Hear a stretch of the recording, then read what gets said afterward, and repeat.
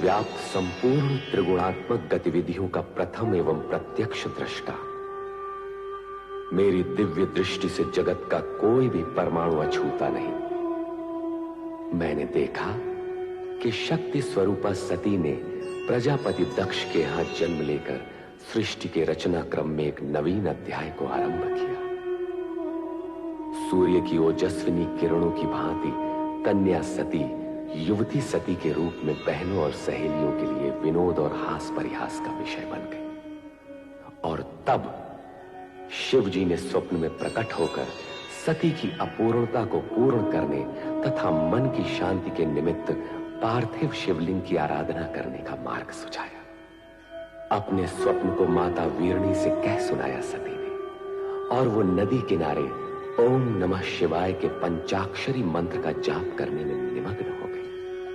किंतु दक्ष को अपनी प्रिय पुत्री का इस प्रकार कठोर तपस्या करना नहीं रुचा। भूतल और भूतल से परे विभिन्न क्षेत्रों में विभिन्न गतिविधियां सक्रिय होती रहीं। नृत्य गान के स्वरों से झंकृत इंद्र सभा के बाहर कामदेव देवर्षि नारद पर अपने बाणों का प्रहार करने को प्रस्तुत होते हैं। किंतु नारायण भक्त नारद कामदेव को रीति नीति के प्रसंग में भ्रमित कर काम बाण को संध्या जैसी सुपात्र के लिए उपयोग करने की मंत्रणा देकर अपनी सुरक्षा की व्यवस्था करने में सफल होते। बाण से आहत संध्या काम पीड़ित और भ्रमित होकर भटकने लगती है। सम्मुख आए हर प्राणी को काम की दृष्टि से देखती हुई वो ब्रह्मा के समक्ष आती है। ब्रह्मा भी भावावेश में संध्या की ओर आकर्षित होते हैं। शिव जी नेत्र खोलकर स्थिति का भान करते हैं और ब्रह्मा को इस कुकृत्य व अनुचित आचरण के लिए प्रताड़ित करते हैं। यद्यपि यह अप्रिय घटना कामदेव के कारण ही घटित हुई और संध्या इससे प्रभावित होकर आत्मग्लानि की अग्नि में जलते हुए आत्महत्या तक करने के लिए तत्पर हो गई। ऐसी स्थिति में ब्रह्मा जी संध्या को इस मानसिक पीड़ा से उबारने के लिए वशिष्ठ को प्रेरित करते हैं कि वे संध्या को शिव साधना के द्वारा मुक्ति का मार्ग बताएं।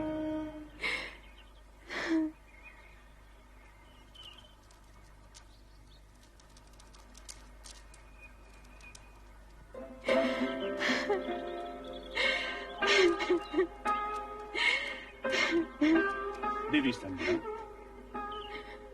मैं वशिष्ठ ऋषि हूँ।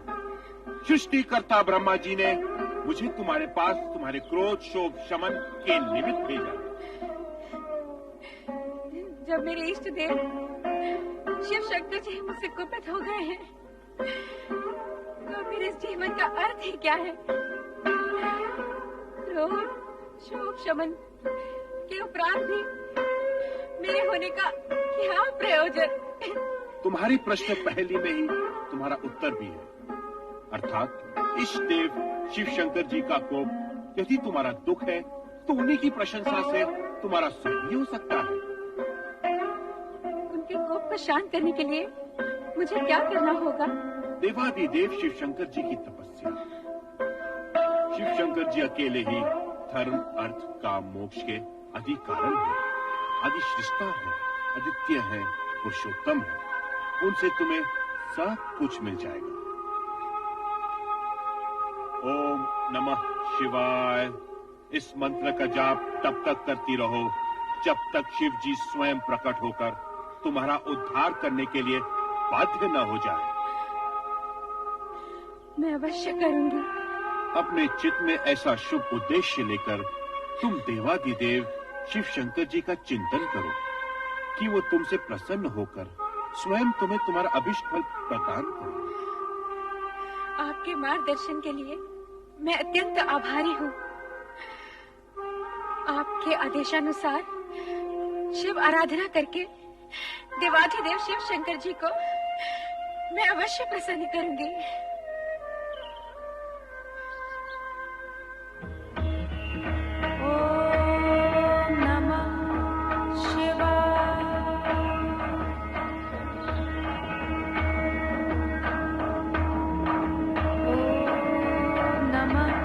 शिवाय ओम नमः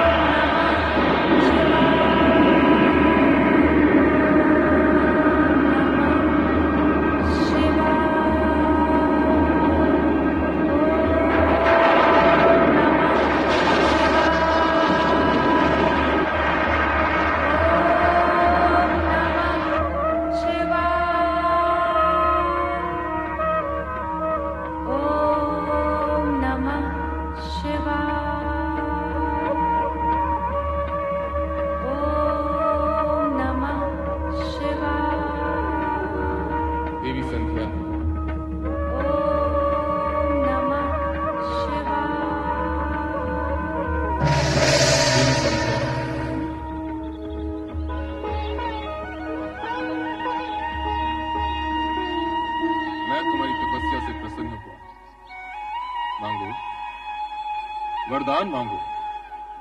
महेश्वर, यदि आप मुझे प्रसन्नता पूर्वक वर देने के इच्छुक हैं और मैं उसे पाने के योग्य हूँ, तो मुझे 2 वर दीजिए। पहला वर ये कि संसार में कोई भी प्राणी जन्म लेते ही काम से युक्त न हो। यौवनावस्था को प्राप्त होने के उपरांत ही उसमें कामेच्छा जागृत हो। तुम्हारा पहला वर मैंने तुम्हें दे दिया देवी। अब अपनी दूसरी इच्छा प्रकट करो। मेरी दूसरी इच्छा यही है प्रभु कि यही मेरी अंतिम इच्छा है। तात्पर्य? आप मुझे इस दूषित देह से मुक्ति दीजिए प्रभु। उसके उपरांत आप मुझे एक नया जन्म दें, जिसमें एक ऐसे महामात्र से मेरा विवाह हो जिसके संदर्भ से मेरा नाम भी एक ऋतु के रूप में जाना जाए। तथास्तु। किंतु अब मेरे लिए क्या आज्ञा है भगवान? इस पर्वत के नीचे चंद्रभागा नदी के तट पर स्थित तपस आश्रम में मेघा ऋषि 12 वर्षों तक चलने वाले महायज्ञ का अनुष्ठान कर रहे हैं। तुम वहां निडर होकर जाओ, तुम्हें कोई नहीं देख सकेगा। तदुपरांत तुम्हारे मन में जिस पुरुष को पति रूप में पाने की इच्छा है, उसे हृदय में धारण किए अपने शरीर को यज्ञ की आहुति बनाकर अग्नि में होम देना। फिर वही अग्नि तुम्हारी जननी भी होगी, अर्थात तुम्हें एक नया जन्म मिलेगा।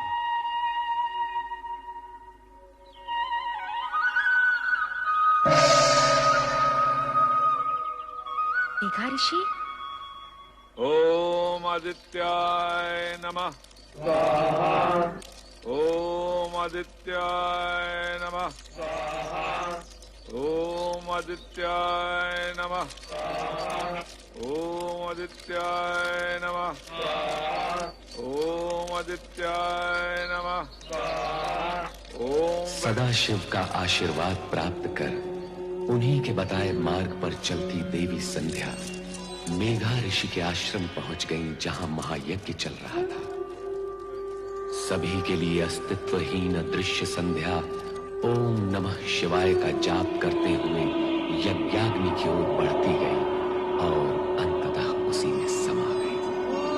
तत्पश्चात यज्ञ की अग्नि से उभरा लाल प्रकाश देखते ही देखते पूरी तरह 2 भागों में फैल जाता है। इस प्रकार संध्या का अस्तित्व 2 भागों में बंट गया, प्रातः संध्या और सायं संध्या।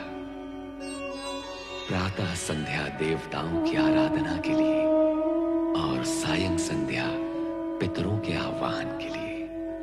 2 क्षितिजों में फैली संध्या के दृश्य पर ओम नमः शिवाय के स्वर गूंजते हैं।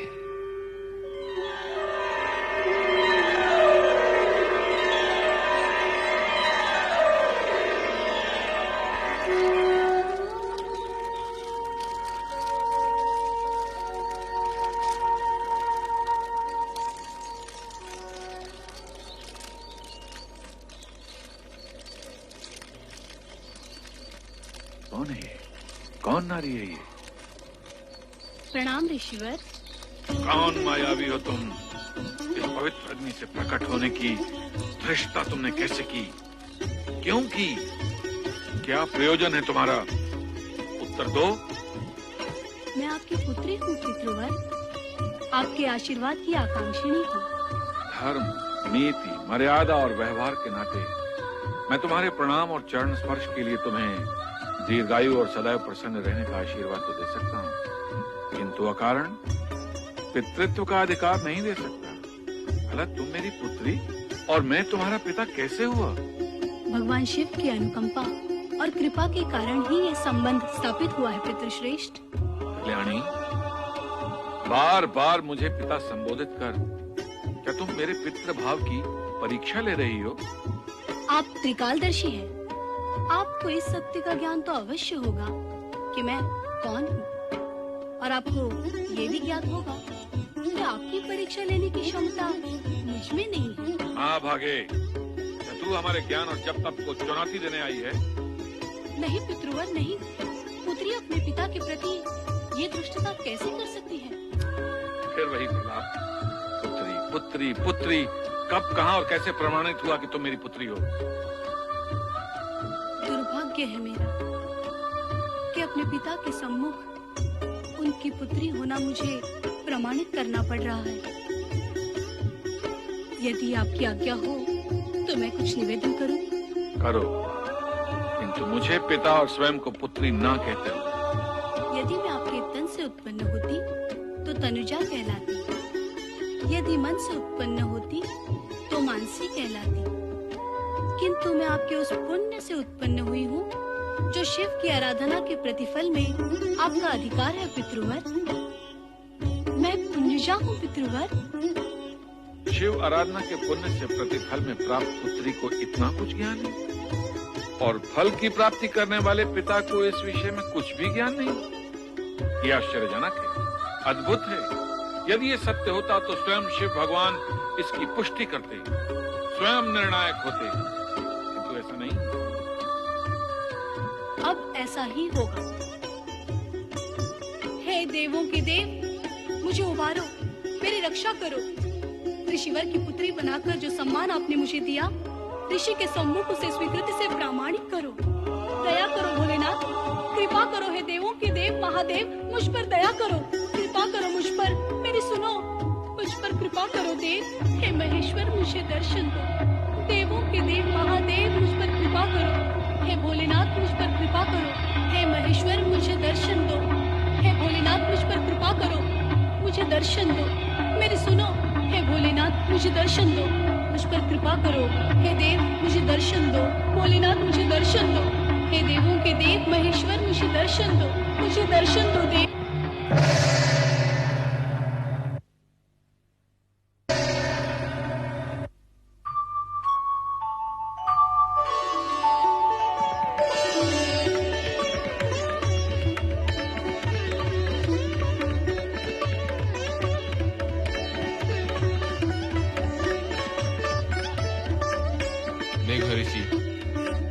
मेरा प्रकट होना पर्याप्त है अथवा अभी आपको प्रमाण की आवश्यकता है?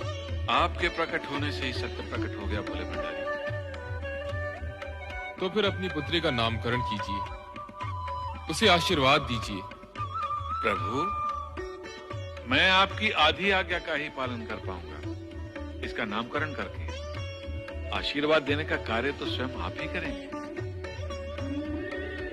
सूर्य की आभा है इसके मुख, अर्थात अरुण जैसी धरती से इसका मुखमंडल दीप्त है, इसलिए मैं इसका नाम अरुणधति निश्चित करता हूं।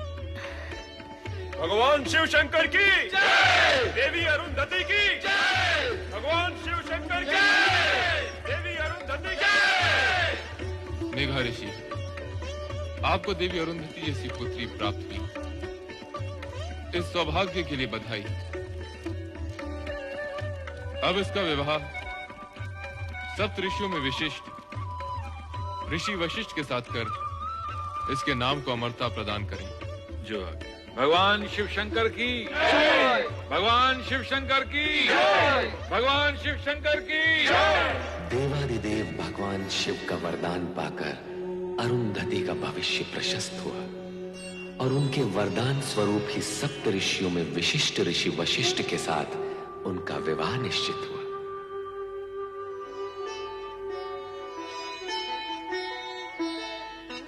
कितना शुभ दिन है आज। वशिष्ठ मुनि के साथ देवी अरुणधति का विवाह हो रहा है। शुभ ही शुभ है ऋषिवर, किंतु ये समझ में नहीं आता कि शिव शंकर ने सप्त ऋषियों में से जानते हुए भी इस वर का चुनाव क्यों किया? ऋषि विश्वामित्र भी तो कम ज्ञानी ध्यानी नहीं थे। उनका तप तो देवताओं की ईर्ष्या का कारण है। हाँ, ये विचार तो मैंने भी किया था, किंतु उत्तर कौन दे? इसका उत्तर मैं दूंगा। भगवान शिव के निर्णय में शंका का प्रश्न ही नहीं उठता। संपूर्ण जगत में समता, ममता और मित्र भाव के रखने के कारण विश्वामित्र उच्च कोटि के तपस्वी हैं, किंतु वशिष्ठ समस्त जगत के कल्याण की कामना के लिए, अपनी विशिष्टता के लिए सर्वश्रेष्ठ है।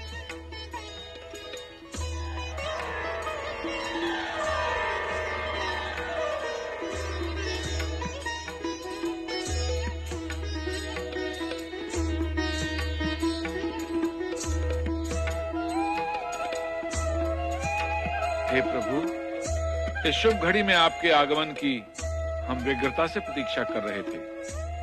ऋषिवर, पुत्री अरुंधति को मंडप में लाइए।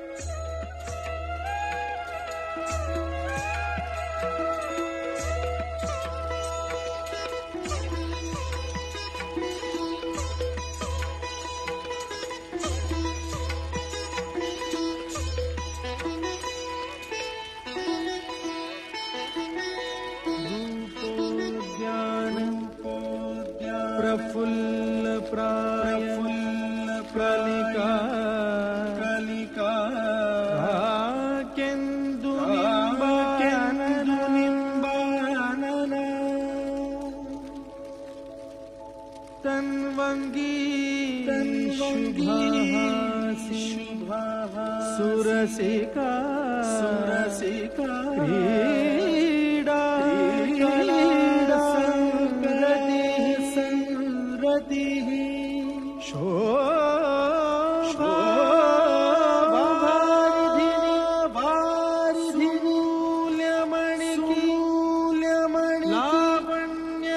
लावण्यलीलामणि शंछायाभाषिणी मृगदृगी भूयात् सदा गलम गलम।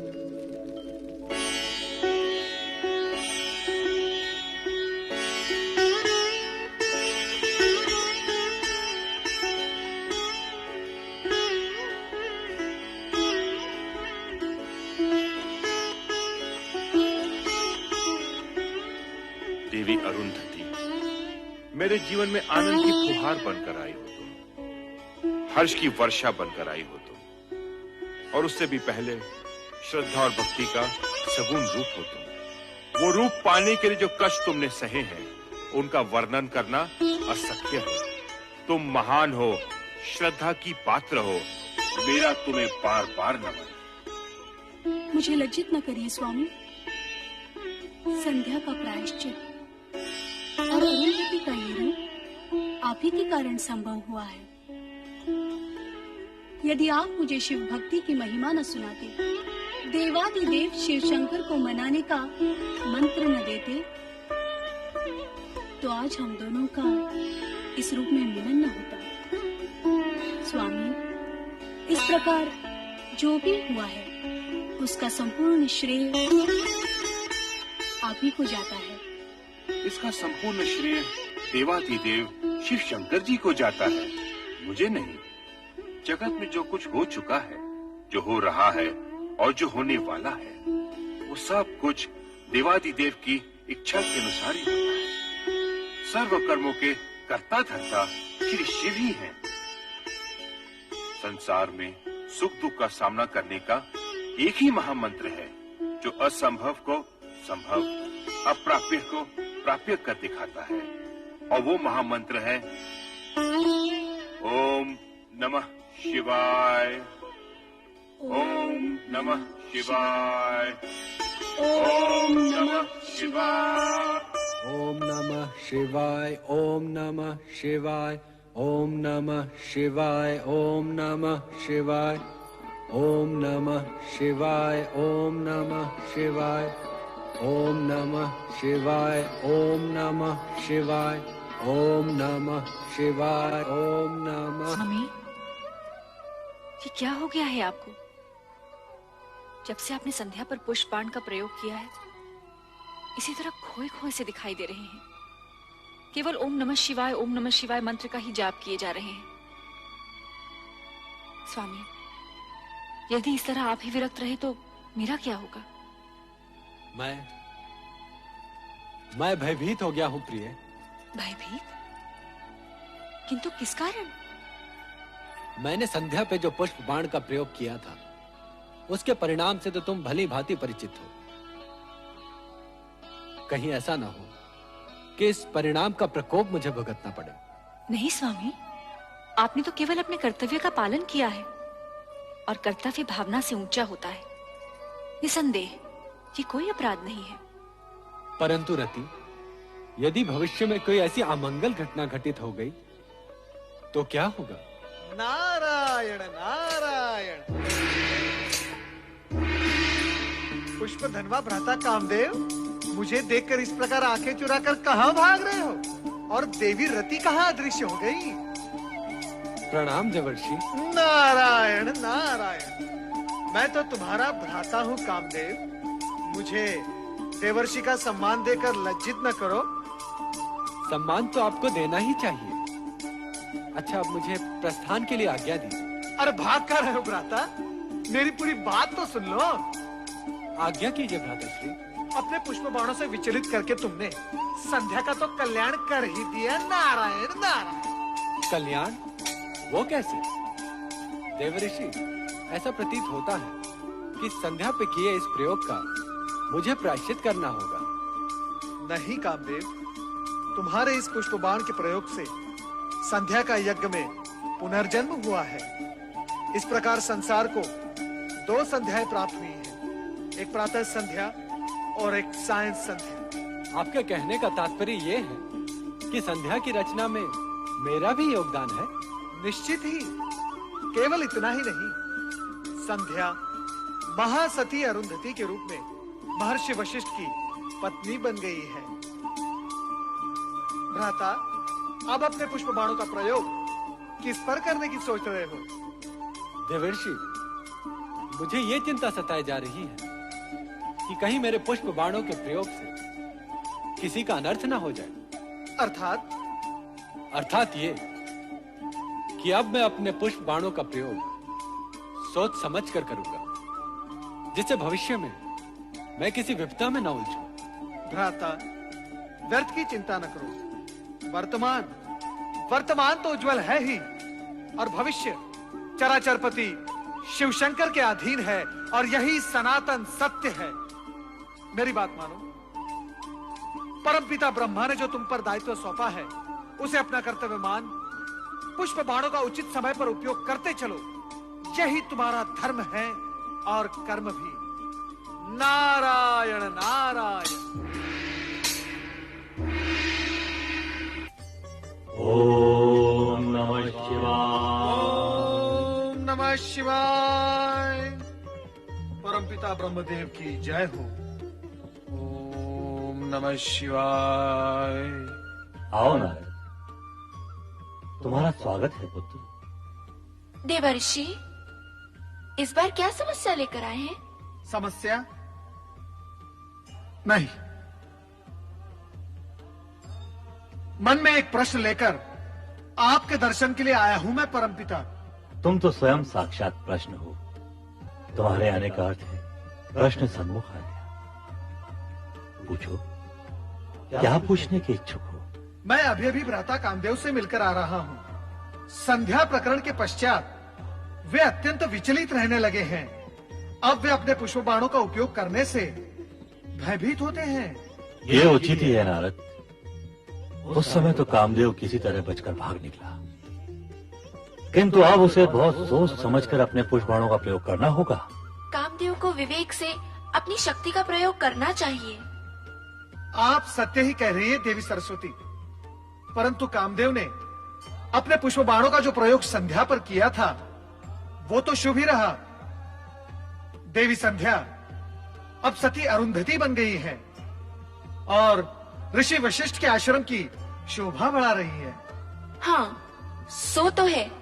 भगवान शिव के प्रत्येक कार्य का उद्देश्य उत्तम होता है, चाहे कुछ समय के लिए वो दुखदायी ही क्यों ना दिखाई दे। देवी, मेरे पहले प्रश्न का समाधान तो हो गया, परंतु दूसरा प्रश्न क्या है, वो भी पूछ लो। आपकी पौत्री मेरी भतीजी दक्ष पुत्री सती बेचारी अपने पिता की इच्छा के विरुद्ध शिव आराधना कर रही है, उसका क्या होगा? शिव आराधना का परिणाम तो कल्याणकारी ही होता है। इस विषय में कभी कोई शंका मन में मत लाओ नारद। परंतु आप भ्राता दक्ष को समझाते क्यों नहीं कि सती की शिव भक्ति का विरोध करना छोड़ दे? ये असंभव है नारद। दक्ष अपना स्वभाव कभी नहीं छोड़ेंगे। अर्थात सती को अपने तप के बल पर ही पिता के विरोध का सामना करते हुए अपना अभीष्ट प्राप्त करना होगा। हाँ नारद, जो हो रहा है शिव की इच्छा से हो रहा है। तुम इस विषय में चिंता करना और प्रश्न उठाना छोड़ दो। ओम नमः शिवाय। ओम नमः शिवाय। ओम नमः शिवाय। सर्वेश्वर भोलेनाथ, क्या मेरी आराधना में कोई त्रुटि रह गई है या आप मेरी धैर्य की परीक्षा ले रहे हैं, ये मैं नहीं जानती। किंतु स्वामी, आप मुझे शीघ्र ही दर्शन दीजिए। मेरी आंखें आपके दर्शन के लिए तरस रही है स्वामी, तरस रही है। ओम नमः शिवाय। शिव शिव शिव शिव शिव शिव शिव। ओम यहाँ तो किसी की परीक्षा हो रही है और किसी की परीक्षा और आराधना में विघ्न डालना उचित नहीं है नारद।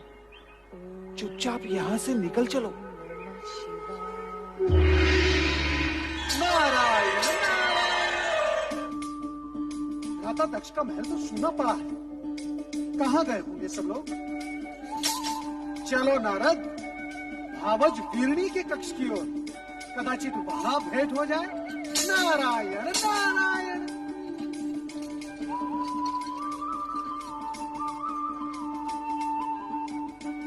नारायण नारायण। प्रणाम भावज वीरणी, अपने देवर नारद का प्रणाम स्वीकार करें। विराजिए देवर्षि। नारायण नारायण। मैं आपके लिए केवल देवर हूँ, देवर्षि नहीं। और ये क्या भावज, आप चिंता में डूबी हुई हैं? मुझे किस बात की चिंता है देवर जी? बस सती के बारे में सोच रही थी। सती? पता नहीं उसकी तपस्या कब सफल होगी। नारायण नारायण। भावज, सती तो शक्ति का अवतार है। शिव जी को उनकी प्रार्थना स्वीकार करनी ही होगी। अब उनकी प्रार्थना स्वीकार होने में अधिक समय नहीं लगेगा। सच कह रहे हैं देवर जी। क्या आपको अपने देवर से असत्य की अपेक्षा है? मैं तो असत्य से भागता रहता हूँ और भक्ति और जन कल्याण के मार्ग पर चलता रहता हूँ। ये क्या भावज, आप फिर सोच में डूब गई? क्या करूं? आपके भ्राता और मेरे स्वामी का रूखा व्यवहार देखकर तो कभी कभी भय लगता है। उनके रूखे व्यवहार की आपने अच्छी कही। उनका तो जन्म ही परमपिता ब्रह्मा जी के पैर के अंगूठे से हुआ है। वो तो हर भली वस्तु को ठोकर मारने की सोचते रहते हैं। नारायण नारायण। और भगवान शिव जी का नाम लेते ही वो शिव शिव शिव शिव। भगवान भोलेनाथ उनको सद्बुद्धि दे, इतना ही मैं कह सकता हूँ। महाराज की जय हो। लो, जिनका नाम लिया वो पधार भी गए।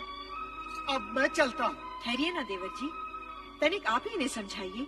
शिव शिव शिव शिव शिव। क्या ये हठी जीव समझाने से समझने वाले हैं? नारायण नारायण। अरे नारद जी, आप? नारायण नारायण। भ्राता नारद कहिए ना भैया। आपके मुख से भ्राता शब्द सुनने के लिए ही तो मेरा आगमन यहाँ हुआ है। कहिए भ्राता नारद, कैसे हैं? आप तो चारों ओर भ्रमण करते रहते हैं। आपने हमारी शिव की धुन में खोई हुई बेटी को भी कहीं देखा होगा। अब आप ही बताइए, क्या एक राजकुमारी को ये पागलपन शोभा देता है? आप उसे समझाते क्यों नहीं कि वो ये बचपना छोड़ दे? अब वो विवाह के योग्य हो गई है। नारायण नारायण। वो विवाह के लिए ही तो शिव आराधना कर रही है। क्या आप इतना भी नहीं समझते? उसकी आराधना सफल होगी। भगवान भोलेनाथ के साथ उसका विवाह होगा। इसमें आपको संदेह क्यों हो रहा है? नारायण नारायण। नहीं, मैं ऐसा नहीं होने दूंगा। मैं ये अनर्थ नहीं होने दूंगा। नारायण नारायण। भावज, आप क्यों व्याकुल हो रही हैं? होगा वही जो भगवान शिव शंकर को स्वीकार होगा। नारायण नारायण। मेरी सती का क्या होगा? क्या होगा मेरी सती का? मेरी सती का क्या होगा? मैं तुम्हें एक नहीं अनेक बार समझा चुका हूँ कि सती को शिवाराधना साधना करने से रोको। उसे समझाओ महारानी कि वो अपने मन में शिव के प्रति इतनी निष्ठा भक्ति जगाकर अनर्थ ना करे। जो स्वयं अपने होने का अर्थ जानने के प्रयास में लगा हो, वो कोई अनर्थ कैसे कर सकता है? और रही बात सती को शिव की आराधना उपासना करने से रोकने की, तो स्वामी, आराधना, उपासना, निष्ठा, ये तो मन की भावनाएं होती हैं, और भावनाओं पर भला कोई कैसे अंकुश लगा सकता है? ये सब कहकर तुम हमारी अवज्ञा कर रही हो महारानी। मैं ऐसी धृष्टता कैसे कर सकती हूँ? धृष्टता नहीं तो ये हमारी आज्ञा का पालन भी नहीं। महारानी, माँ होने के नाते अपनी संतान का शुभ अशुभ सोचना तुम्हारा कर्तव्य है, तो पथ भ्रष्ट होने पर उसे उचित मार्ग दिखाना तुम्हारा धर्म भी है। आप संभवतः उचित कह रहे हैं स्वामी, परंतु हमारी सती ना तो कोई अशुभ कार्य कर रही है और ना ही वो पथ भ्रष्ट हुई है। वो वही कर रही है जो उसके ज्ञान के अनुसार उचित है। तुम्हारा तात्पर्य है कि सती इस योग्य हो गई है कि उसे ज्ञान अज्ञान का बोध होने लगा है? नहीं महारानी, नहीं। तुम्हारी ये सब बातें बुद्धिमता का परिचय नहीं दे रही। मैं आपके समान बुद्धिमान नहीं स्वामी, किंतु इतनी बुद्धिहीन भी नहीं कि तुम्हारी बुद्धिमता के दर्शन तो इसी सत्य में हो रहे महारानी कि अपनी अन्य युवा कन्याओं की अपेक्षा तुम्हें केवल सती की चिंता अधिक रहती है। तुम्हारी ममता, नेह, स्नेह सती के प्रति अधिक है। ये आपका भ्रम है स्वामी, सत्य नहीं। शरीर को अपने प्रत्येक अंग से एक सा मोह होता है, पुष्पमाला को अपने प्रत्येक पुष्प से एक सा स्नेह होता है, मुझे भी अपनी हर संतान से एक सा। शब्दों को उपमाओं द्वारा अलंकृत करने की योग्यता तो तुमने है, ये मैं जानता हूँ महारानी, परंतु क्या तुम मुझे ये बताओगी कि सती के लिए शिव आराधना ही क्यों आवश्यक है? मैं कहता हूँ कि शिव की अपेक्षा श्री हरि विष्णु जी की आराधना भी तो हो सकती है। हो सकती है, परंतु केवल श्री हरि विष्णु की आराधना करने वाला शिव जी का प्रिय भक्त नहीं हो सकता। उसी प्रकार शिव जी की आराधना करने वाला श्री हरि विष्णु का परम भक्त नहीं हो सकता। श्री हरि विष्णु और शिव जी दोनों ही एक दूसरे के पूरक हैं। इस हेतु श्री हरि विष्णु की उपासना करने वाले पर भोलेनाथ सदा प्रसन्न रहते हैं, और अजर अमर सदाशिव की उपासना करने वाला श्री हरि विष्णु की कृपा का पात्र होता है। महारानी, हमने तुमसे सती के मन में विवेक जगाने की बात कही थी, और उत्तर में तुमने ज्ञान भक्ति का पूरा अध्याय सुना डाला। परंतु एक सत्य ध्यान पूर्वक सुन लो महारानी, कि हम सती की शिव भक्ति का विरोध करते हैं और करते रहेंगे। हम उसका गुणगान कभी नहीं सुन सकते। हमें शिव से घृणा है, घृणा।